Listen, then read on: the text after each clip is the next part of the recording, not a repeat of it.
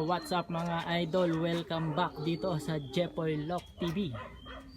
And for today's video natin mga kalapatids, abangan ng ating ibon. So second lap derby na nga ng ating ibon. Last lap fun race and second lap sa ating derby. So release point natin mga kalapatids, Balawan, La Union.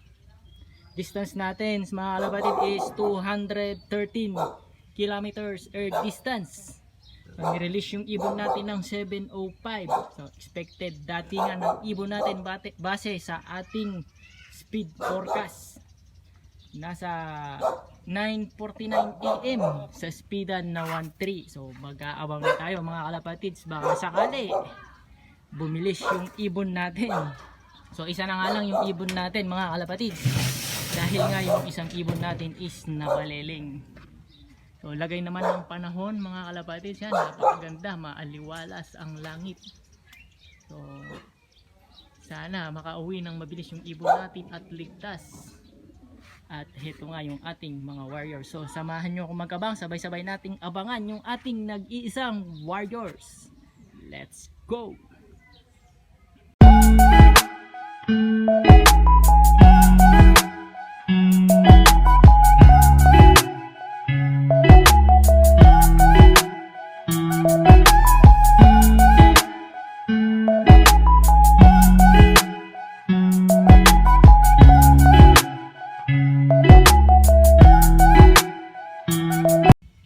Welcome back mga kalapatids. Ayan, habang nag-iintay tayo sa ating ibon, pinaligo ko muna itong ating mga stock birds.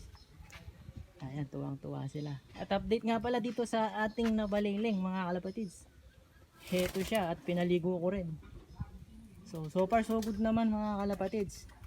Medyo rumiri-cover na. Pero about dun sa kanyang baliling is ganun pa rin. Pero yung katawan mga kalapatids buong buo na, bawing-bawi na siya. Pero yun nga, yung pagkabaliling is nandun pa rin. At nag-research nga tayo mga kalapatids about sa baliling. So unfortunately wala tayong gamot at wala pang natuklasang gamot para sa baliling mga kalapatids. So ayan, sad to say nga, itong ibon natin is ganyan. Pero ginagawa pa rin naman natin lahat ng pwede, yung mga alternative medicine ginagawa natin para gumaling nga itong ibon natin. So ayan nga, naligo siya mga kalapatids para ma-relax. So self bath silang lahat.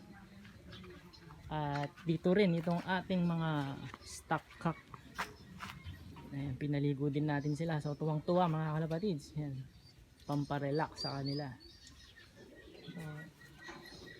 Sa balik naman tayo sa ating karera mga kalapatids. Yun nga, marami nang nagpaklak sa club, yung mga first dropper, mga Magalang, Araya at Angeles, Mexico. Ayan mga kalapatids, so nagpaklak na sila.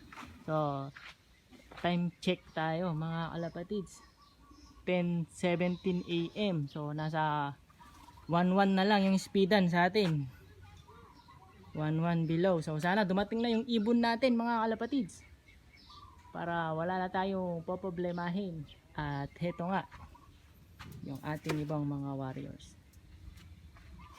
So sana dumating na yung ibon natin ng mabilis at ligtas mga kalapatids, dahil nag-iisa nga lang yung ating warrior.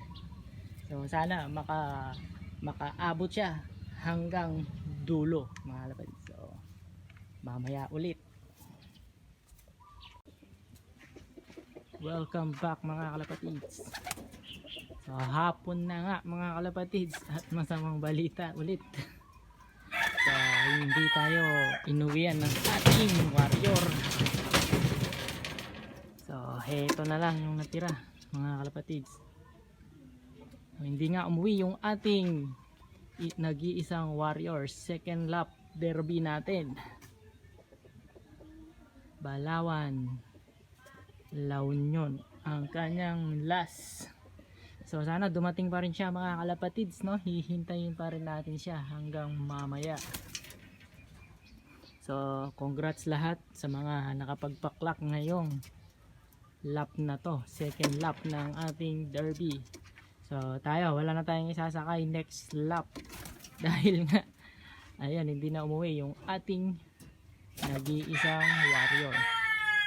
So ito palang blue bar na to mga kalapatis, ito yung nanay nung ating nabaliling.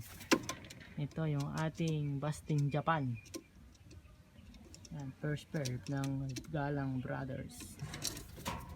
So sayang hindi na nai-recover yung ating blue bar na yun, no? Yung ating Speedbird.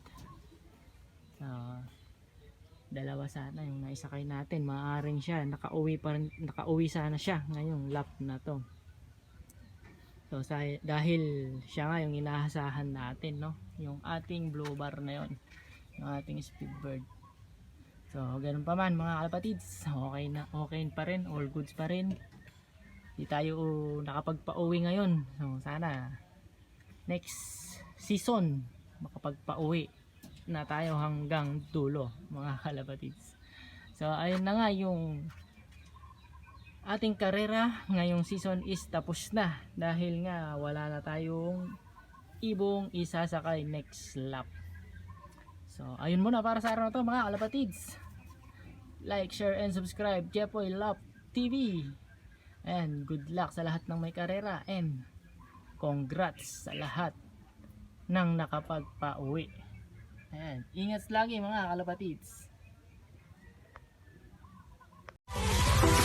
Alright.